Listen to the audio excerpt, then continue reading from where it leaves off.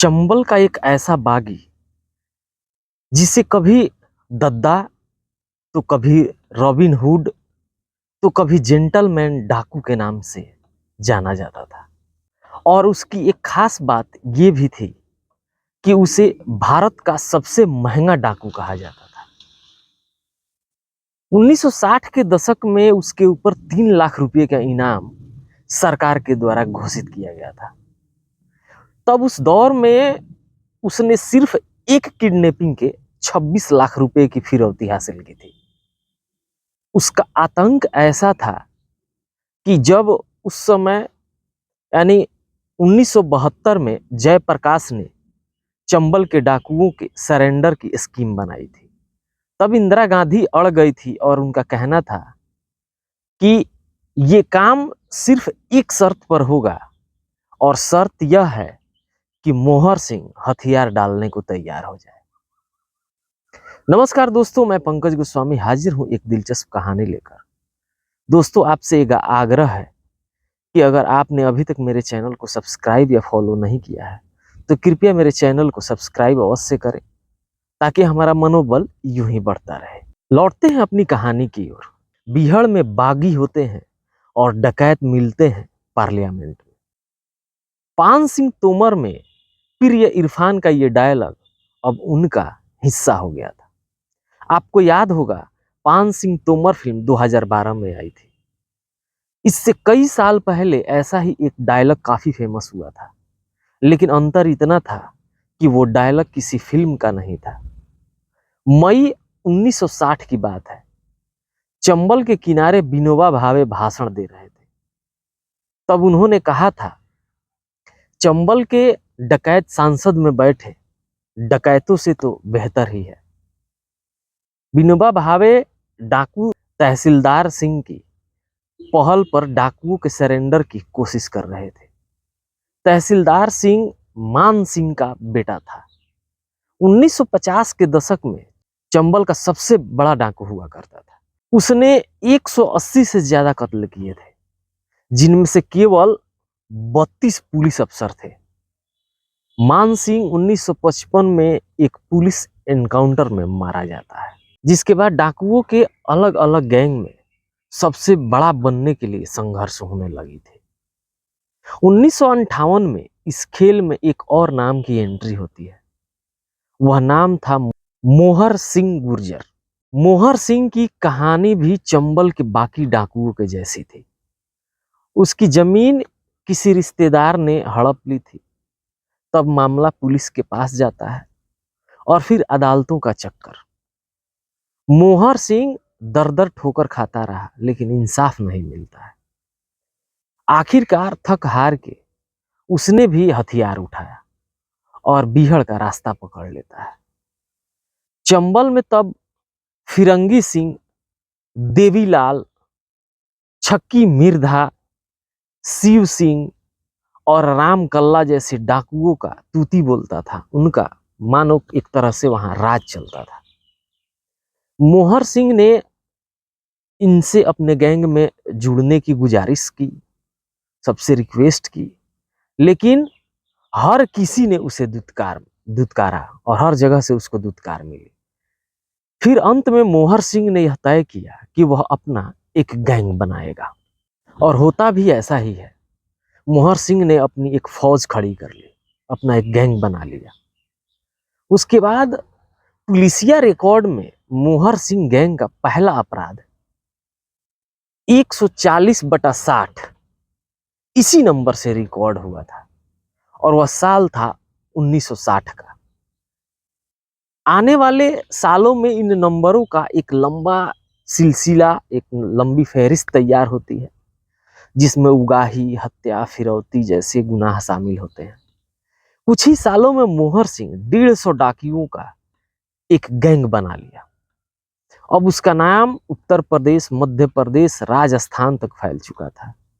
Gang के member उसे दद्दा कहकर बुलाते थे, लेकिन पुलिस के लिए वो E1 था। E1 का मतलब एनिमी नंबर 1। पुलिस उसकी खोज में लग जाती है, लेकिन मोहर सिंह अपने बचने का एक अचूक उपाय और एक अचूक तरीका खोज लिया था। डाकुओं को पकड़ने के लिए पुलिस मुखबिरों की मदद लिया करती थी। मोहर सिंह ने पूरे इलाके में ऐलान करवा दिया था कि अगर किसी ने मुखबिरी की तो वो उसके पूरे परिवार को मार डालेगा, और जैसा उसने कहा था वैसा करता भी था। मुखबिरों की हत्याओं के ऐसे कई केस उसके ऊपर दर्ज थे और उसके गैंग के नाम से दर्ज हो गए थे, और पूरे इलाके में उसका खौफ बन गया था।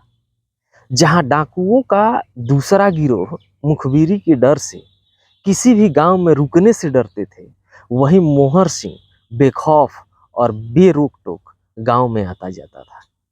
मुखबिरों की हत्या के अलावा उसने अपने गैंग के लिए कुछ और कड़े नियम बनाए थे।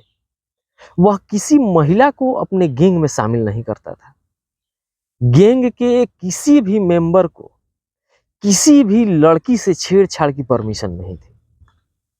बल्कि कहानियां तो यहां तक चलती हैं कि कोई महिला गलती से बीहड़ में भटक जाए तो गैंग उसे पैसे देकर घर तक छोड़कर आता था, और यही कारण था कि महिलाओं से जुड़े अपराधों में मोहर सिंह के गैंग का नाम कभी कभी ही सुनाई देता था।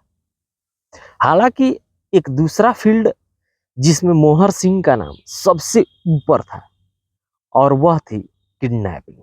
चंबल में अपहरण को पकड़ कहा जाता है। इन्हीं पकड़ों से मिली फिरौती से गैंग का काम चलता था।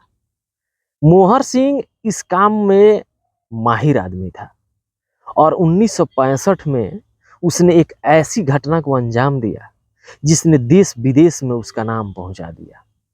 उस दौर में अधिकतर अपहरण चंबल के आसपास के इलाकों और शहरों से होते थे, लेकिन उस साल मोहर ने ठानी की क्यों न दिल्ली की मोटी आसामी पर हाथ मारा जाए। दिल्ली में मूर्तियों का एक नामी व्यापारी हुआ करता था जिसका असली धंधा था मूर्तियों की तस्करी। मोहर सिंह गैंग ने किसी तरह व्यापारी तक खबर भिजवाई कि चंबल में कुछ प्राचीन मूर्तियां मिली हैं। तब उस व्यापारी ने अपना एक खास आदमी चंबल में भिजवाता है। उस व्यापारी का तो आदमी जो था वापस नहीं लौटा, लेकिन मूर्तियों के असली होने की खबर व्यापारी तक जरूर भिजवा दी गई। अब मामला सेट हो चुका था। व्यापारी कुछ रोज बाद खुद चंबल पहुंच जाता है। यहाँ मोहर सिंह गैंग उसका इंतजार में था, और जैसे ही यह जंगल पहुंचता है, मौका मिलते ही उन्होंने उसे अगवा कर लिया। व्यापारी का समाज में बहुत बड़ा नाम था, इसलिए सरकार जो थी वो तुरंत हरकत में आ जाती है।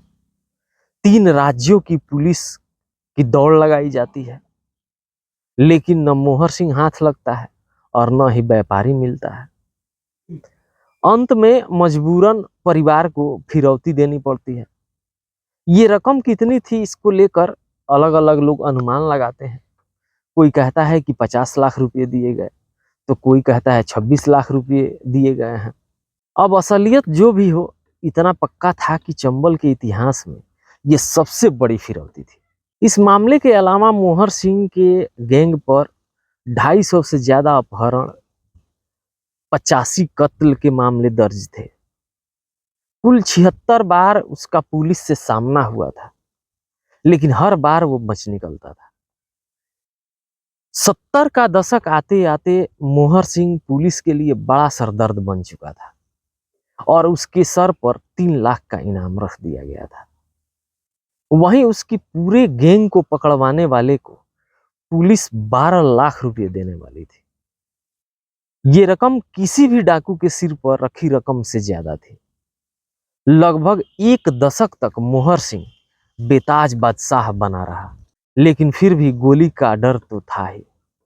उसे एहसास था कि कोई गोली तो होगी जिस पे मोहर सिंह का नाम लिखा होगा, और उसी के नाम से वह गोली दागी जाएगी। और उस रोज न ताज बचेगा न राज बचेगा। साल 1970 में उसे खबर लगी कि सरकार डाकुओं के पुनर्वास की योजना बना रही है। 60 के दशक के आसपास विनोबा भावे ने चंबल के डाकुओं को मुख्य धारा में लाने की पहल की थी। लेकिन जल्द ही वो पहल ठंडी पड़ जाती है। 70 के दशक में जयप्रकाश नारायण ने एक बार फिर इस पहल को जिंदा किया। एक मैगजीन है आउटलुक, उसमें एक पत्रकार जीवन प्रकाश शर्मा के एक लेख से इस बाबत एक किस्सा मिलता है। लेख के अनुसार जयप्रकाश डाकुओं का समर्पण कर उन्हें मुख्य धारा में शामिल करने की स्कीम लेकर इंदिरा गांधी से मिलने गए। तब इंदिरा गांधी ने उनसे कहा था कि वो केवल तभी तैयार होंगी जब मोहर सिंह हथियार डालने के लिए राजी होगा। सरकार की इस पहल पर 1972 में मोहर सिंह और उसका गैंग समर्पण के लिए राजी हो जाते हैं। अप्रैल के पहले हफ्ते में मध्य प्रदेश के मोरोना से 30 किलोमीटर दूर धोरेरा नाम का एक गांव है और उस गांव को खाली करवाया जाता है। अगले कुछ दिनों में चंबल के 200 डाकू यहां पर इकट्ठा होते हैं और 14 अप्रैल को जयप्रकाश नारायण के सामने मोहर सिंह, उसकी गैंग और कुछ अन्य छोटी मोटी गिरोहें जो थी वो आत्मसमर्पण कर देती है। इस दौरान वे सब गांधी जी की जय, जयप्रकाश जी की जय, इन सब के नारे लगा रहे थे। सरेंडर के बाद मोहर सिंह और बाकी डाकुओं को ग्वालियर जेल में लाया जाता है। एक किस्सा और है कि जब अदालत में उस पर मुकदमा चला तब जज ने उसे फांसी की सजा सुनाई थी, साथ में 10,000 रुपये का जुर्माना भी लगाया था। ये सुनकर मोहर सिंह बोला, जज साहब, अगर मैं फांसी चढ़ गया तो जुर्माना कौन चुकाएगा? जेल में रहते हुए भी मोहर सिंह की अकड़ कम न हुई थी। ग्वालियर में जब एक पुलिस अफसर ने डींगे हाँकी तो मोहर सिंह ने जेल से ही उसे चुनौती दे डाली और कहा कि अंदर ही 2-2 हाथ करके देख लो। ऐसी कहानियां कई हैं, लेकिन चंबल की घाटियों की तरह इनका भी पक्का ओर छुर नहीं मिलता। मोहर सिंह को आखिरकार 20 साल की सजा सुनाई गई। अच्छे व्यवहार के चलते 1980 में उसे रिहाई मिली और उसके साथ मिला एक नाम, जेंटलमैन डकैत का। जेल से बाहर आकर आत्मसमर्पण के एवज में सरकार से उसे 35 एकड़ जमीन मिलती है। उस जमीन पर उसने खेती शुरू की। उसी दौरान उसे एक फिल्म में काम करने का अवसर भी मिलता है। 1982 में एक फिल्म रिलीज हुई जिसका नाम था चंबल के डाकू और उसमें मोहर सिंह ने खुद एक डाकू का रोल किया था। इसके 12 साल बाद मोहर सिंह ने राजनीतिक का दामन थाम लिया और कांग्रेस में शामिल हो गए। नगर पंचायत का चुनाव लड़ा और जीते भी। बाद के दिनों में वो समाज सेवी बन गए और पुराने टूटे मंदिरों के बनवाने का काम भी करने लगे थे। 2019 में तत्कालीन प्रधानमंत्री नरेंद्र भाई मोदी को एक पत्र भी लिखा था। 5 मई साल 2020 में मोहर सिंह ने अंतिम सांस ली। 12 साल की जिंदगी के बाद डाकू मोहर सिंह की कहानी ने इस तरह विराम लिया। तो दोस्तों, ये थी डाकू मोहर सिंह की कहानी। आपको यह कहानी कैसी लगी, हम तक अपना सुझाव जरूर भेजिएगा। और अगर आप अपनी कोई पसंदीदा कहानी सुनना चाहते हैं तो वह भी हम तक जरूर पहुंचाइएगा। मैं आपको वह कहानी सुनाने का प्रयास करूंगा।